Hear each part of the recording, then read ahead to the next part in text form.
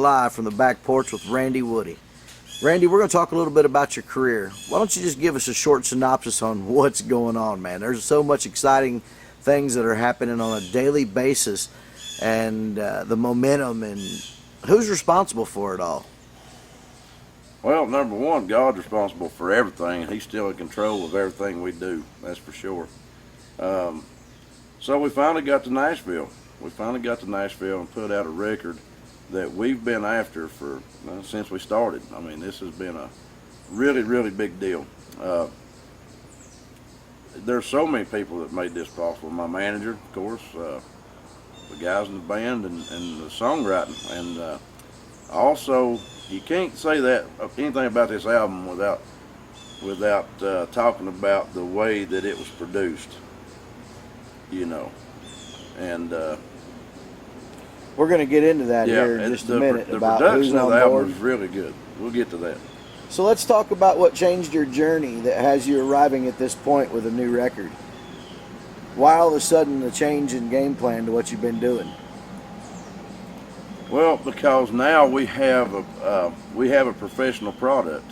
Our live show, we have bumped it up over the years. We're putting on excellent live shows. It's at a professional level, so we needed a professional recording to go along with that and to really capture who we are, essentially. And I think they've done an excellent job of capturing Southbound, for sure. So what's the first single from the new record? The first single is a song called Muscadine. Me and Neil Turpin and myself wrote that song. And it was fun. It was fun writing that song. I remember the day that I come up with the chorus for this. I was actually laying carpet with my stepbrother. He had a job laying carpet and asked me to come help him. And we were on lunch, riding down the road, and I started singing Muscadine straight off the vine, mixing on up, let it age with time. And I thought, man, that's a really cool line. So I called up Neil Turpin and I said, hey man, I got a song we need to do. And went over, and I would say within 3 to 4 days of me, when I finally made it over there, that song was done. It was done. It was fun. She was muscadine, straight off the vine, mix it on up, let it age with time. Pour me up another glass, sit on the riverbank, watch the world flow past. Ain't no better way to waste my time. That muscadine. As your first single, Muscadine, I understand that you're on RDO radio app, you're on iHeart, you're on Cumberland stations, you're being played all over Tennessee, Kentucky. We've been getting reports as far as Nevada, as far north as New Hampshire, Canada. How's that feel, man, to be on radio? Well, it's a big sigh of relief, kind of. I mean, by no means is the hard work over. It's just starting. But to get to that level, to get to that point, it's like, wow, you know. And now we're getting reports of people calling and requesting Muscadine. So that's a big plus. And I always thought, you know, if we just got the music to the people, then they would make their own decision about how it is. So Muscadine's working. So where did you record this record at? We recorded this at Direct Image Studios, and Ken Royster done a phenomenal job. I went into this, especially on my vocals, I went into this with kind of as a student, because I was in a Nashville professional studio, and there's always room to learn something. So when I got in there, and Ken really done a great job of coaching me, and especially with certain things about how you pronounce certain words and what you put emphasis on, and so it was excellent getting to work with Ken Royster. He's probably the biggest part of why this record sounds so good. So with it being stated in the beginning of this, we talked about platinum formulated. Let's explain to everybody what platinum formulated means. Who's some of the players on this record? Well, platinum formulated means you have platinum people that have been platinum in their career involved. So we had John D. Willis, we had Howard Duck, we had Nick Buda, we had Dave Francis, we had Scotty Sanders, we had my personal guitar player, Jason Harris from Southbound. He's done the lead guitar, and brought in my own backup singer to do backup vocals, Aaron Kirby. So, and the songwriters on this album is, we've got 2 songwriters on this album. I'm sure we're going to talk about that too. Well, that was the next question. Tell us about the songs that you didn't write that are on the record. I understand that you've got some big hitters on board. And I also understand that the last time these two writers shared a record, a star was born, and that star was Tim McGraw. So why don't you tell us a little bit about what's going on with all that? Well, right off the bat, the first time I heard "Sing Me Back to Dixie," which is one of the songs we didn't write on our album, the first time I heard that song, I knew that was down our alley. And my manager he told me, he said, "This is you." So we took it into consideration, and everybody listened to it in the band, and it turned into be a monster. So Wayne Perry wrote an excellent song, like he has so many songs, and we are very, very proud to have it on our album. She Went to Harvard, I Went to Wayland is a song that I heard 8 years ago. I heard Tommy Barnes and Bernie Faulkner wrote this song, and you go look those guys up. I mean, check out their careers. Tommy Barnes has Indian Outlaw, My Love, Little Texas, and a bunch of Hank Jr. songs that I really, really love. And the day he was telling me about those songs, I was like, wow, my God. I mean, that's the songs that I drank beer to all those years. So, but when I heard that song, and Bernie Faulkner, he wrote April's Fool. He was a founding member of Exile. Excellent guys. I mean, we're talking top-notch songwriters in Nashville. Definitely people to look up to. And when I heard She Went to Harvard and I Went to Wayland, it was about 7 or 8 years ago, and I heard Tommy Barnes sing it for the first time, and my jaw just hit the floor. I was like, man, that song that's me made over. That's us. That's the song that people that we play to and cater to like. So Tommy gave me a call. I was at the studio, and he gave me a call, and he gave me permission to do that song. And then I got Bernie Faulkner's blessing, and man, it's turned out to be epic. That song is, go check it out. You can go to iTunes, download that song. Go check that song out. She Went to Harvard, I Went to Wayland. You'll know exactly what I'm talking about. To Harvard, I went to Wayland. I love Willie Nelson. She loves Eddie Van Halen. She's over in Rome, hey, but I stayed at home, 'cause the Cowboys and the Redskins are playing. She went to Harvard, and I went to Wayland. It's kind of strange that the music that you grew up on was written by an individual. Of course, he had co-writer, but Tommy Barnes wrote some of the greatest songs that you grew up on and loved more than ever. And you didn't even know that he wrote one of the songs that we played the other night, When She Wakes Up and Finds Me Gone. Yeah. And when you found out Tommy wrote that one, you were just like, what the? I mean, Yeah. Tell us a little bit about that. Well, whenever you're younger, and you hear somebody on the radio, you automatically think, as I did when I was really young, and like I said, I've been a country music fan for all my life. But I remember listening to it really young, and as a young person, you automatically think whoever sings that song is the one that probably wrote it, because I thought everybody was songwriters. Well, it turns out they're not. And whenever I started hearing about all these songs that Tommy Barnes wrote, man, it's like, instead of the artist, that's my idol right there, Tommy Barnes. He's the man. He's the one that wrote these songs these people are just portraying for him. Man, he's done an excellent job. Man, that is awesome. Yeah, Tommy is a great individual, one hell of a writer.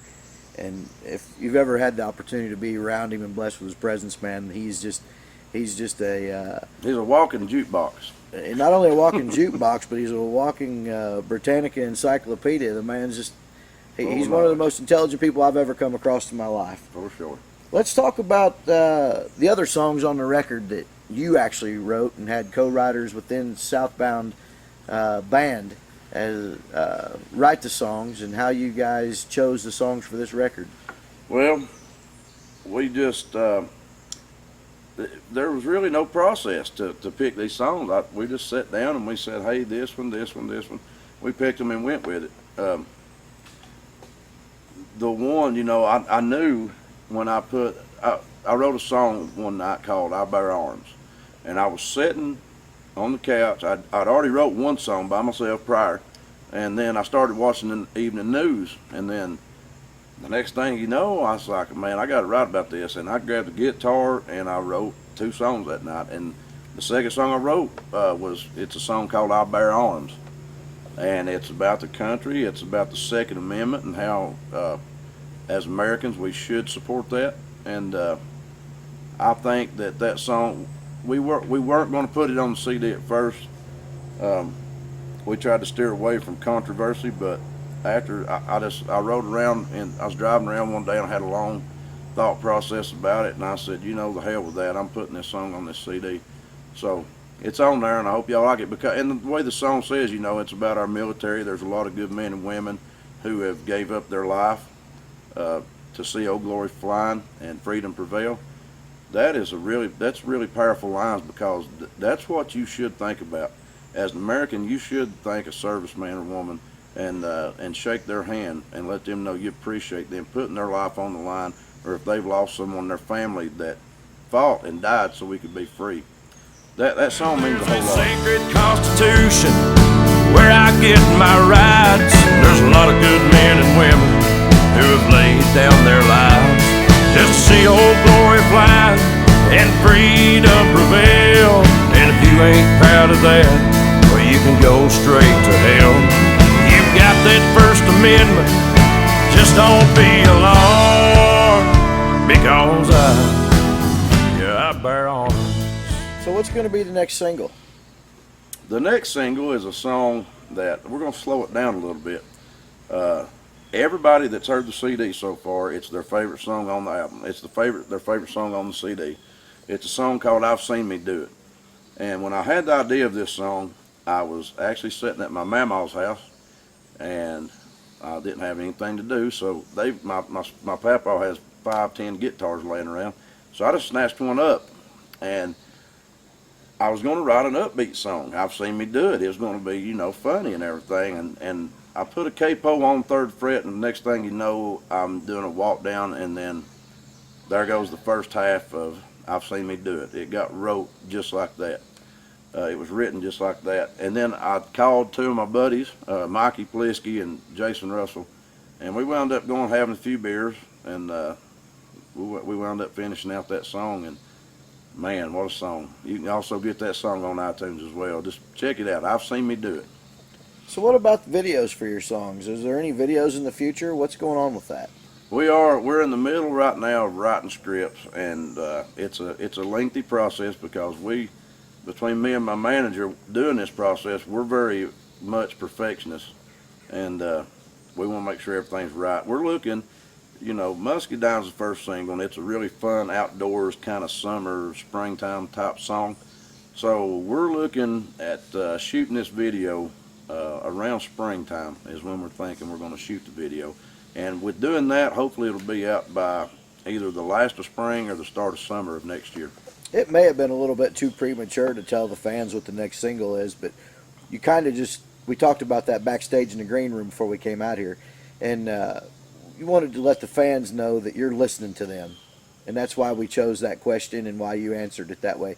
Normally we wouldn't even talk about the next single, because the first single has just been released, and we've got so much more work to do to get that single out there to the rest of the world and get you in the charts.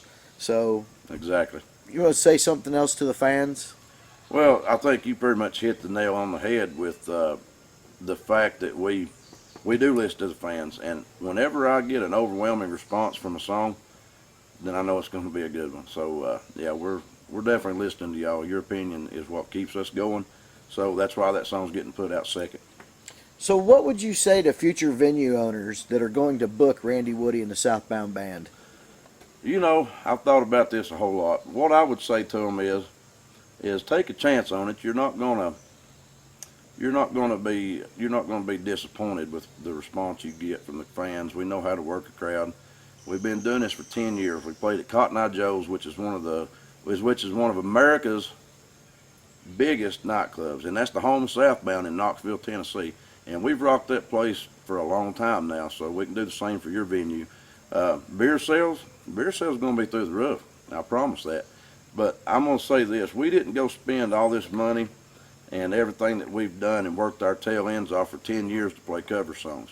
So I'm asking a venue to please take a chance on people that actually write their own material and play their own material. Now, we do a 50-50 show. We do 50% originals, 50% covers. But I promise you, by the time we leave that night, people are going to be wanting to hear our original songs more than they do the covers. It happens everywhere we go. So just take a chance on that and really think about that. One more question in this segment, Randy. Do you play acoustic shows without the band? Do you enjoy those more intimate settings and smaller venues that can't accommodate the bigger bands? I do love doing that. That gives me a chance to get more close and personal with the fans instead of being on stage. You know, and there's some places, and I like helping people out because there's some venues that can't fit the band in their venue, or they can't afford the band in their venue, and then I'll say, well, look, let me come up and do something for y'all and help y'all out, and it's helping me out too. So yeah, the acoustic shows are a lot of fun. It's different, and I get to play different stuff then, you know, but it's still country music. But I love it. Y'all, this is Randy Woody from Randy Woody and the Southbound Band. You can find Randy at Randy Woody Music on Twitter, Facebook, randywoodymusic.com. Where else can we find you, Randy? You can also find us at southbound-band.com. Once you go to the randywoodymusic.com, it spreads it out. You can go to anything that we do from there. But also check out southbound-band.com. We have CDs for sale on there. We have CDs for sale on iTunes. Randy Woody and the Southbound Band, Sing Me Back to Dixie is the title. Go check us out, and I look forward to hearing more feedback from our fans. In the eye of the beer holder, alcohol can make her to a 10.